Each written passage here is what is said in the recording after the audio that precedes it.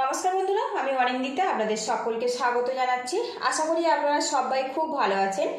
আজকে আমি কম মশলা দিয়ে দুর্দান্ত স্বাদের মৌরি পটলের রেসিপি আপনাদের সাথে শেয়ার করব। আর এই মৌরি পটল গরমের সময় খেতে কিন্তু অসাধারণ হয়। মৌরি পটলের জন্য এখানে আমি 5 পিস পটল নিয়েছি আর পটলটা এইভাবে কেটে নিয়েছি। দেখুন, আলুটাও এখানে আমি একটা মিডিয়াম সাইজের আলু নিয়েছি, একটু লম্বা আর মোটা মোটা করে কেটে নিয়েছি। সবজিগুলো অবশ্যই এইভাবে কাটবেন, তাহলে কিন্তু খেতে আর দেখতে অনেক বেশি ভালো লাগবে। এবার এই পটলের মধ্যে আমি দিয়ে দেবো হলুদের গুঁড়ো, দিয়ে দেবো স্বাদ মতো লবণ। আপনারা চাইলে পটল আর আলুটা কিন্তু আলাদা আলাদাভাবে নুন হলুদ মাখিয়ে নিতে পারেন। নুন আর হলুদটা পটলের গায়ে কিন্তু এইভাবে আমি একটু চেপে চেপে মাখিয়ে দেবো, তাহলে যখন রেডি হয়ে যাবে খেতে কিন্তু খুব ভালো লাগবে।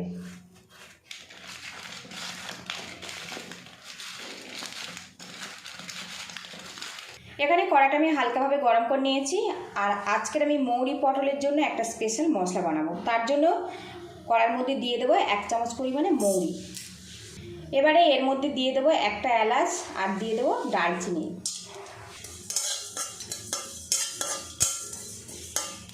এই মশলাটা হালকা করে ভেজে নেব, খুব বেশি কিন্তু ডিপ করে ভাজবেন না, তাহলে মৌরির গন্ধটা নষ্ট হয়ে যাবে।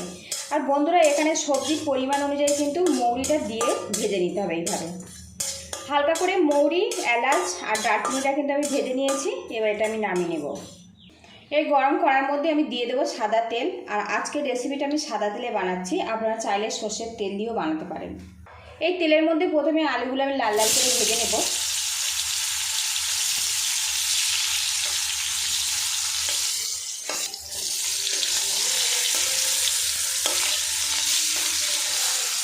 আর আলুগুলো যদি আপনারা এইভাবে লাল করে ভেজে নেন, তাহলে কিন্তু রেসিপিটা খেতে অনেক বেশি ভালো লাগবে। এদিকে দেখুন, আলুটা কিন্তু বেশ আমি লাল লাল করে ভেজে নিয়েছি। এবার এটা আমি তুলে নেব। এবার এই তেলের মধ্যে পটলগুলো আমি ভেজে নেব।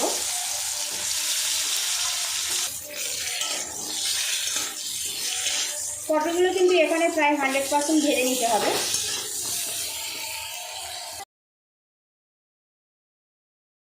মৌরি পটলের জন্য একটা মশলা বানাবো, তার জন্য এখানে আমি কাঁচের বোল নিয়েছি আর এর মধ্যে দিয়ে দেবো সামান্য পরিমাণে জল। এবারে এর মধ্যে দিয়ে দেবো 1/2 চামচেরও কম হলুদ গুঁড়ো, দিয়ে দেবো স্বাদ মতো লবণ, দিয়ে দেবো 1/2 চামচ পরিমাণে চিনি, দিয়ে দেবো 1 চামচ পরিমাণে আদা বাটা। রান্নার আগে যদি এই মশলাটা এইভাবে রেডি করে নেওয়া যায় তো খুব ঝটপট রেডি হয়ে যায় আর তরকারির টেস্টটা কিন্তু অনেক বেশি ভালো হয়। তো দেখুন, মিশ্রণটা আমার রেডি হয়ে গেছে। এবার এটা আমি সাইড করে রাখবো। এদিকে দেখুন, পটলটা কিন্তু আমি বেশ ভালো করে ভেজে নিয়েছি। এবার এগুলো আমি তুলে নেব।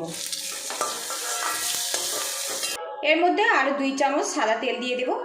এদিকে তেলটা কিন্তু বেশ গরম হয়ে গেছে। এর মধ্যে 2টো তেজপাতা দিয়ে দিলাম। এবারে এর মধ্যে দিয়ে দেবো মৌরি। যে মৌরিটা আমি ভেজে নিয়েছিলাম সেটা দিয়েছি। আর গ্যাস হিটটা কিন্তু এই সময় একদম লোতে রাখতে হবে। এবারে এর মধ্যে দিয়ে দেবো 1/2 চামচ রেড চিলি পাউডার। তরকারি কালারটা খুবই সুন্দর আসে।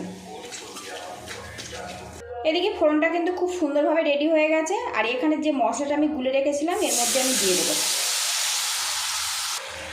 এবারে এর মধ্যে একটা কাঁচা লঙ্কা 2টো ভাগ করে নিয়েছি, দিয়ে দিলাম। আর বন্ধুরা, এই রেসিপিটা কিন্তু খুব বেশি ঝাল হবে না। মশলাটা কিছুক্ষণ কষিয়ে নেব, যতক্ষণ না তেলটা একটু আলাদা হয়ে যাচ্ছে। আর এই মশলাটা কিন্তু একদম লো হিটে কষিয়ে নেবেন, তাহলে কিন্তু খুব সুন্দরভাবে মশলাটা কষে যাবে আর তেলটা সেপারেট হয়ে যাবে। বেশ কিছুক্ষণ মশলাটা আমি কষিয়ে নিয়েছি। আর এখন দেখুন, তেলটা কিন্তু বেশ আলাদা হয়ে গেছে আর কালারটা কিন্তু খুবই সুন্দর এসছে। এবারে এর মধ্যে দিয়ে দেবো ভেজে রাখা পটল আর আলুটা। মশলার সাথে একটু নাড়াচাড়া করে নেব, এতে মশলার ফ্লেভারটা পটল আর আলুর মধ্যে কিন্তু খুব সুন্দরভাবে চলে যাবে।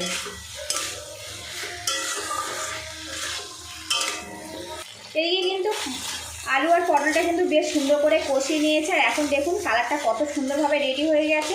আর মশলাটা কিন্তু পটলের সঙ্গে বেশ ভালো মতো মাখা মাখা হয়ে গেছে। সবশেষে এর মধ্যে দিয়ে দেবো 1 বাটি পরিমাণে দুধ। আর বন্ধুরা, এই রান্নাটা কিন্তু পুরো দুধেই বানাতে হবে, তবে কিন্তু খেতে অনেক বেশি মজা হবে। ভালো করে মিক্স করে নিয়েছি। গ্যাস হিটটা হাইতে রাখবো, রেখে আমি কিন্তু গ্রেভিটা ফুটিয়ে নেব। এদিকে দেখুন, গ্রেভিটা কিন্তু বেশ ফুটে গেছে। আর লবণ যদি কম মনে হয় তো এর মধ্যে সামান্য লবণ অ্যাড করে দিতে পারেন। এই অবস্থাতে গ্যাস রেটটা আমি লো টু মিডিয়ামে রাখবো, রেখে আলু আর পটলটা সিদ্ধ করে নেব। আর বন্ধুরা, আলু যদি না পছন্দ করেন তো এটা বাদ দিতে পারেন, শুধুমাত্র পটল দিয়ে মৌরি পটল বানাতে পারেন। ভিডিওটি ভালো লাগলে একটা লাইক দিয়ে দেবেন, আর চ্যানেলে নতুন হয়ে থাকলে চ্যানেলটিকে সাবস্ক্রাইব করে নেবেন। নিত্য নতুন রান্নার রেসিপিগুলো খুব সহজভাবে আপনার কাছে পৌঁছে যাবে। এদিকে দেখুন, মৌরি পটলটা কিন্তু আমার প্রায় শেষের দিকে, আলু আর পটলটা কিন্তু বেশ ভালো মতো সিদ্ধ হয়ে গেছে। আর এখন দেখুন কালারটা কত সুন্দরভাবে এটা রেডি হয়েছে। আপনারা চাইলে কিন্তু এরকম গ্রেভি অবস্থাতে নামাতে পারেন, কিংবা আরেকটু শুকনো শুকনো করেও নামাতে পারেন। আমি এইরকম গ্রেভি অবস্থাতে নামাবো, তবে কিন্তু ভাতের সাথে খেতে ভালো লাগবে। অন্য একটা কড়া গরম করে নিয়েছি, আর এর মধ্যে দিয়ে দেবো 1/2 চামচ পরিমাণে বাটার। বাটারের পরিবর্তে আপনারা ঘিও ব্যবহার করতে পারেন। দেখুন বাটারটা কিন্তু বেশ গলে গেছে। এবারে এর মধ্যে যে বাকি মৌরিটা আমি ভেজে রেখেছিলাম দিয়ে দেবো। ভালো করে এটা ফোড়ন করে নেব, আর খুব বেশি কিন্তু এটা তাপানোর দরকার নেই। এদিকে দেখুন ফোড়নটা রেডি হয়ে গেছে। এবারে এই মৌরি পটলের মধ্যে ফোড়ন করা মৌরিটা আমি দিয়ে দেব।